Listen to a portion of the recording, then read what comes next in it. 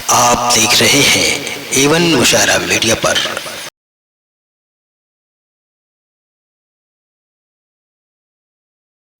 राधे श्याम भारती जी, बार बार कयूम भाई इशारा कर रहे हैं कि राधे श्याम भारती जी से एक तंजो मजाक का, एक हास्य व्यंग का माहौल यहाँ पैदा किया जाए, थोड़ा सा हंस लिया जाए। उसके बाद जमजम रामनगरी अपना कलाम पेश करेंगे। राधे श्याम भारती जी हमारे बुजुर्ग हैं, बहुत बड़े कवि हैं, बड़े बड़े मंचों पर रहे हैं। पता नहीं कैसे कयूम भाई जिसको चाहते हैं बुला लेते हैं, उनकी मोहब्बत है, अल्लाह का करम उनके ऊपर है, जो ठान लेते हैं समझ लिए वो कर डालते हैं कयूम भाई। तो राधे श्याम भारती हमारे बड़े भाई हैं। इनसे जब मैंने बात किया तो इन्होंने कहा कि मैं पढ़ता नहीं हूँ मंच पे, अब अपना कविता मैं बेचता हूँ घर बैठे, आप हमको नहीं बुला पाएंगे। हमने कहा आप अपना दाम बताइए। इन्होंने कहा कि इतना, हमका डन, आइए।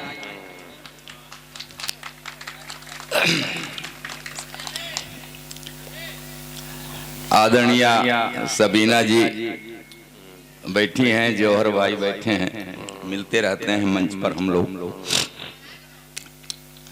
बड़ी अच्छी शायरी, और उसके बीच में मैं फंस गया हूँ।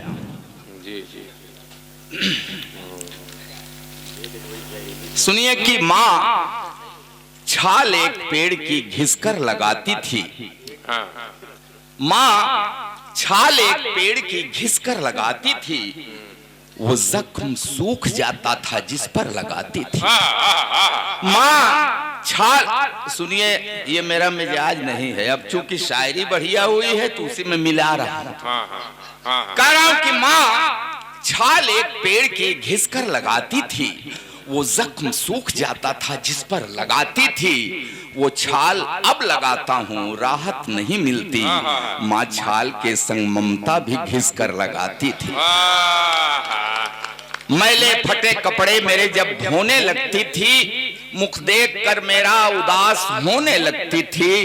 झुंझला के मेरी जिद पे मुझे पीटती तो थी, मैं रोता तो फिर माँ भी मेरी रोने लगती थी। और साहब जिस दिशा में ये आपका मुशायरा जा रहा है, सभी लोगों ने वो जिक्र किया, मैं भी करता हूं। मैं थोड़ा देशद्रोही किस्म का आदमी, इसलिए कहता हूं कि भाई देखिए, राधे श्याम भारती मेरा नाम है, मेरी हिंदी से निभती है,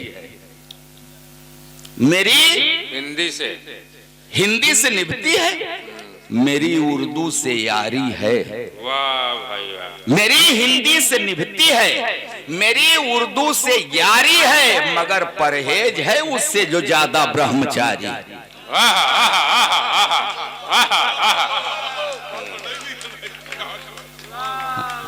कह रहा हूं कि मेरी हिंदी से निभती है।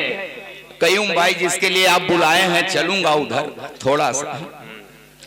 कह रहा हूं कि मेरी हिंदी से निभती है, मेरी उर्दू से यारी है, मगर परहेज है उससे जो ज्यादा ब्रह्मचारी है। क्यों? क्योंकि तुम्हारे शब्द पावन छीन लेते हैं मेरी रोटी, पसीने की जबां जो है वही बोली हमारी है। पसीने की जबां जो है, हम क्या जाने उर्दू है कि हिंदी है, हम जो बोलते हैं, लिखते हैं। शायर लिखते हैं तो हिंदी के कितने अच्छे अच्छे शब्द आ जाते हैं, हम लोग लिखते हैं तो उर्दू के शब्द आ जाते हैं। हमसे क्या मतलब, हिंदी है कि उर्दू, हमारी जबान है, मोहब्बत। और मैं तो साहब ऐसा हूं कि डुबो कर हास्य में हम व्यंग की कविता सुनाते हैं। भाई बहुत महान कवि हैं, बड़ा गौर से सुनिएगा। देखिए अब मुझको महान वहान और बड़ा साहित्यकार मत बताइए, नहीं बहक जाऊंगा मैं। अब मुझको अपनी औकात पर आने दीजिए। हाँ, अभी पेमेंट नहीं मिला है, काट लेंगे तो फिर गड़बड़ होगा। कह रहा हूं कि डुबो कर हास्य में हम व्यंग की कविता सुनाते हैं, मशीनी जिंदगी से त्रस्त चेहरों को हंसाते हैं, मगर जो ऐसी महफिलों में भी नहीं दिल खोल कर हंसते, वही एक दिन किसी सर्जन से अपना दिल खुलाते हैं। डरा रहे हैं आप। ये माल ज्यादा है, दोबारा ना कराइए मामला। हाँ हाँ हाँ, हाँ सुनाने दीजिए और क्या। लेते जाइए। चलिए, एटीएम वही है ना। हाँ हाँ हाँ। कराओं की डुबोकर हास्य में हम व्यंग की कविता सुनाते हैं, मशीनी जिंदगी से त्रस्त चेहरों को हंसाते हैं। जो ऐसी महफिलों में भी नहीं दिल खोल कर हंसते, वही एक दिन किसी सर्जन से अपना दिल खुलाते हैं। दिल देखिए, दिल को खुलना है। देखिए अंग्रेजी में कहा गया है, 1 टाइम ईट, 2 time drink, 3 time exercise, 4 time laugh. 1 गुना खाना, 2 गुना पानी, 3 गुना मेहनत, 4 गुना हंसी। चाहे जितना वैक्सीन ले लीजिए, चाहे जितना टेबलेट खा लीजिए ना, हाँ लेते रहिए च्यवनप्राश, कोई लाभ नहीं होगा। 4 गुना हंसी चाहिए जिंदगी में। तो हम तो वही काम करते हैं, हंसी का डोज देते हैं। और बड़ी तारीफ होती है हिंदुस्तान की, बड़ी तारीफ होती है। सब ऐसा है, ऐसा है। अब यहाँ भी इस मंच पर सब ऐसे ही नहीं है। कोई यहाँ क्रिकेट का खेल बेच रहा है। अरे वाह भाई वाह। कि कोई ऐसे भी लोग हैं, कोई यहाँ क्रिकेट का खेल बेच रहा है। थाना कोई तो कोई जेल बेच रहा है। पैसे का खेल देखो, सदी का महानायक बाजार में नवरत्न तेल बेच रहा है। महानायक, वाह भाई वाह, हो गई बात, हो गई। पैसा फेंकिए जो चाहिए, ड्रीम 11 पर टीम बनाओ। ये नौजवान, ये बड़े बड़े लोग पैसे के लिए कुछ भी कर रहे हैं। हाँ? कहेंगे आओ कौन बनेगा करोड़पति में। देखिए कितना बढ़िया ऐड है। अरे इधर शोर बहुत हो गया, और हमारे यहाँ के हैं इसलिए कह रहा हूं। कहेंगे कि कौन बनेगा करोड़पति में, आओ करोड़ों जीतो, जीत जाओ तो मुथूट फाइनेंस में इन्वेस्ट करो।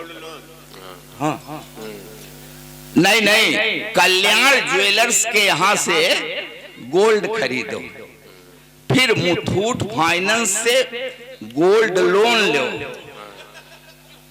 अब लोन की किस्त भरते भरते सरदर्द करने लगे, नवरत्न तेल लगा। नवरत्न तेल का दाग कहीं कपड़े पर लग जाए तो घड़ी डिटर्जेंट से साफ कर ले। क्या तमाशा है। भाई भाई भाई भाई थोड़ा सा सुनिएगा भैया, दूर से आए हैं। ये तो देखिए शब्दों का खेल है ना। यहाँ ढोलक हारमोनियम तो है नहीं हम लोगों के पास, पूरी टीम के पास, और वही चला जाएगा इधर। तो ये महिलाएं हमारे मंच पर हैं, उधर भी महिलाएं। अच्छा, नौजवान यहाँ के वाकई बहुत खतरनाक है कईयों भाई। हाँ सच आपको बताओ, वहां मैं खाना खा रहा था और कुछ नहीं दिखाई दिया, सिर्फ बाल दिखाई देता इन लोगों को। हाँ सर, अरे क्या बताएं सर, हम लोग ऐसे ही जन्मजात ऐसे थोड़े हैं। हाँ? 50 साल लगते हैं सफेदी सर पे लाने में। 1-2 दिन की बात। जौहर भाई 50 साल लगते हैं सफेदी सर पे ला। ये काला क्या है, लगते 10 मिनट काला बनाने। 10 मिनट में काला बनाओ। हाँ। तो हम लोग ऐसे नहीं पैदा हुए, हम तो सही मत बता रहे हैं आपसे। हम छोटे थे तो बड़े खूबसूरत थे। हाँ एकदम गोल मटोल। मुझको देखकर मेरी अम्मा चाची, ये क्या हो रहा है मेरे भाई, तो फिर क्या कर लेंगे हम। यही हमारे अच्छे श्रोता हैं। तो गड़बड़ हो जाएगा ना, कंसंट्रेशन खराब होता है, गड़बड़ होता है। चाय वाला और बढ़ जाओ बाबू, और बढ़ जाओ आगे। और देखिए स्वर में जो बात होती है वो तो चलती रहती है, लेकिन शब्दों अब तक जो आप लोगों ने सुना है, ये आप समझ लीजिए कि आप अपना बहुत बेहतरीन काव्य पाठ सुन रहे हैं। अरे मैं कुछ मैं क्या हूँ? ये दो विभूतियां जो बैठी हैं ना, तो नींद नहीं आती है भैया आपको बगैर सुने। हाँ ठीक है ठीक। आपका स्टैंडर्ड मेरे जैसा है, उसमें कौन सी बड़ी बात।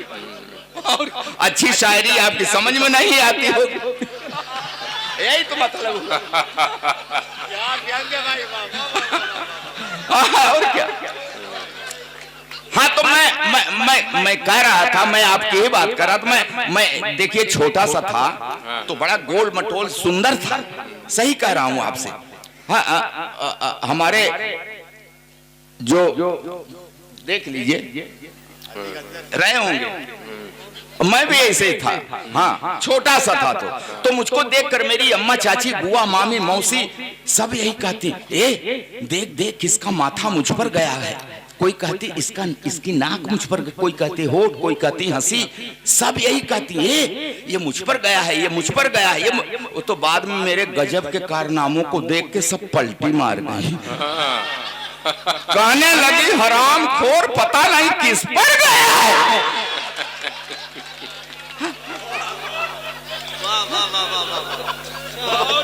हथियार डाल दिया। अच्छा मैं बिगड़ न जाऊं, इसलिए मेरे बाप ने मुझको उस गांव वाले सरकारी प्राइमरी स्कूल में नहीं पढ़ाया, मेरा एडमिशन एक अच्छे प्राइवेट स्कूल में कराया। पिताजी का ये अच्छा विचार था, मगर मैं भी होनहार था। उस अच्छे स्कूल की अच्छी पढ़ाई भी मेरा कुछ नहीं बिगाड़ पाई। मैं वहां भी अति प्रसन्न, 5वीं तक पहुंचते पहुंचते सर्वगुण संपन्न, पढ़ाई लिखाई छोड़कर हर विषय का विशेषज्ञ।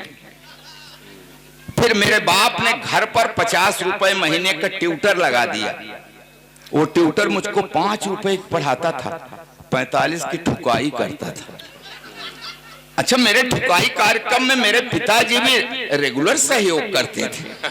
कभी कभी फूफा, मामा, मौसा जी भी अपना कीमती वक्त देते थे। मैं शाम को पढ़ता जरूर, फिर पिटता जरूर, फिर रोता जरूर। जिस रोज नहीं सुनते मेरा रोना, मोहल्ले वाले आके पूछते आज बबुआ की तबीयत खराब है क्या?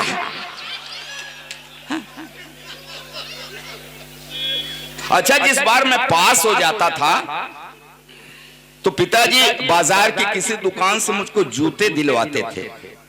जिस बार फेल हो जाता था खुद देते थे। इसी तरह बाल लीलाएं दिखाते दिखाते मैं इंटरमीडिएट में पहुंच गया तो मेरे बाप ने नई मोटरसाइकिल दे दी कि मैं ठीक समय पर विद्यालय पहुंच जाऊं। मैं ठीक समय पर पता नहीं कहां कहां पहुंच गया। फिर एक दिन ठीक समय पर पुलिस पहुंच गई, फिर मैं ठीक जगह पर पहुंच गया। फिलहाल 6 महीने के बाद तिहाड़ की तीर्थ यात्रा करके वापस लौटा तो मेरे बाप ने कहा कि देख तेरे अंदर सभी गुण उभर आए हैं, ऐसा कर अब तू कवि बन जा। तो आप लोगों ने पढ़ा होगा हिंदी साहित्य में कि वियोगी होगा पहला कवि, आह से उपजा होगा गान। आह से कविता निकलती है। आह कब निकलती है? जब पढ़ती है। तो जितने शायर हैं, कवि हैं, सब पर पड़ी है। राज की बात बता रहा हूं बिना अच्छा, जिस पर जितनी पड़ी रहती है उसी के अनुसार उसकी कविता। जिन्हें बीबी ने पीटा करुण रस में गुनगुनाते हैं, पिटे जो प्रेमिका से वो सभी श्रृंगार गाते हैं। जिन्हें पब्लिक ने पीटा बन गए वो वीर रस के कवि, और जो थाने में पिटे हैं हास्य की कविता सुना। बड़ी देखिए ये शायरी का मंच है और शायरी भी उम्दा किस्म की अब हो रही है, तो मुझे माफ करिएगा। मेरे पास भी बातें हैं, मैं सुना सकता हूं, लेकिन अच्छा और अगर आप कहें तो फिर इसी तरह से चलूं। मंच भी वाह वाह करेगा, आप भी वाह वाह करेंगे, मगर मुझे बुलाया गया है हास्य के लिए। मैं क्या करूं, मैं मजबूर हूं। ये महिलाएं और जहां भी शायरा हो या कवित्री हो, जी जी, सब बेटियों की बात करेंगे। यहां भी बेटियों की बात हो।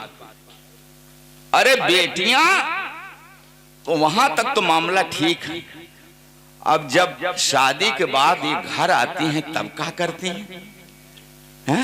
रोज नया एक जख्म भरने भी नहीं देती। हम लोगों के कलेजे से पूछिए, बेटियां बेटियां बेटियां। हाँ सबीना जी, थोड़ा सा भी रहम नहीं करती आप लोग। हाँ, मैं प्रयागराज से आया हूं तो कुंभ लगा है, हर साल 1 महीने का माघ मेला लगता है। उस मेले में मैं इतनी, मेरी उम्र हो गई, मैं देखा करता हूं बारीकी से, हर साल साधुओं की संख्या बढ़ती जा रही है। तो ये महिलाएं अपने पतियों पर थोड़ा सा रहम किया करें ना, ये कह रहा हूं।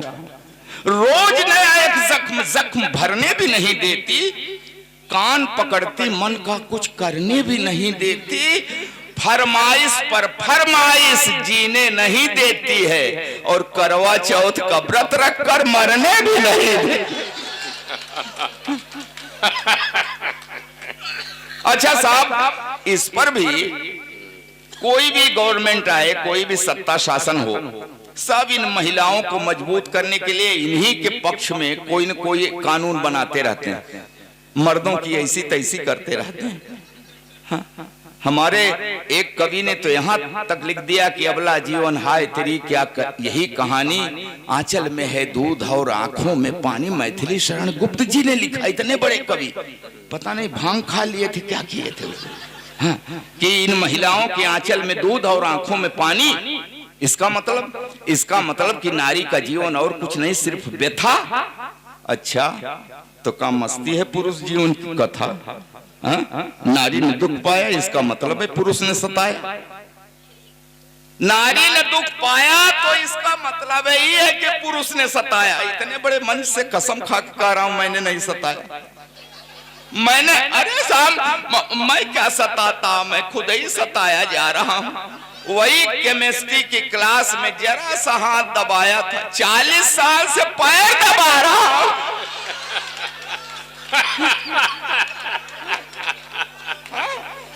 केमिस्ट्री क्लास में विदाई के समय रो रही थी। कयूम भाई एकदम सच सच कह रहा हूं, फूट फूट कर रो रही थी। तो मैंने कसम लिया कि इसको कभी कष्ट नहीं दूंगा, हमेशा सुख में रखूंगा। धीरे धीरे अपने मायके को भूल जाएगी, नहीं रोएगी, चुप हो जाएगी। तब कहां पता था कि ये तो सिर्फ एक रोज रो रही है, अब जिंदगी भर मुझे रुलाए। आप यकीन करिए, मैंने कभी उससे नजर मिला करके, सर उठा करके बात नहीं किया। बड़े अदब से उसे निहारता हूं, उसके पैर के अंगूठे में हल्की सी ठोकर लग जाए, तुरंत बैठकर मुंह से फूंक मारता हूं। जब कभी उसका तेवर गरमाने लगता है, बिना सर्दी जुकाम मेरे गले में बलगम घड़घड़ाने लगे।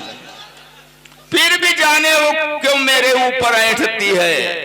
हे भगवान, पंडित जी बीवी को शादी में चाहे बाएं बैठा दे चाहे दाएं, बाद में तो सिर पर ही बैठती।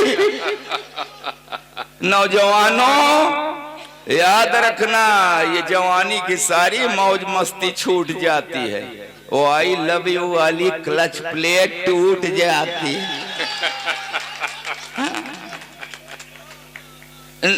शक मत करिए, पढ़ी लिखी है, तब से लेकर आज तक हर रोज बिला नागा सवेरे रामायण पढ़ती है, दिन भर महाभारत करती है। जब जब बाजार गई उसे साड़ी का वही रंग पसंद आया जिसने मेरे चेहरे का रंग उड़ाया। चोरी करूं, बेईमानी करूं, कहीं से लाऊं, लाकर रख दूं हाथ पर, गड्डी चाहकने लगती है। प्यार का ओवरफ्लो, सैया सैया की जगह भैया भैया कहने। जिस दिन नहीं पाती पैसा, ऐसे नजरों से देखती जैसे चबा जाएगी कच्चा। मैं आपसे सच सच कह रहा हूं, मैं खाते वक्त अक्सर अचार मांगता हूं। हाँ, आप भी मांगते होंगे।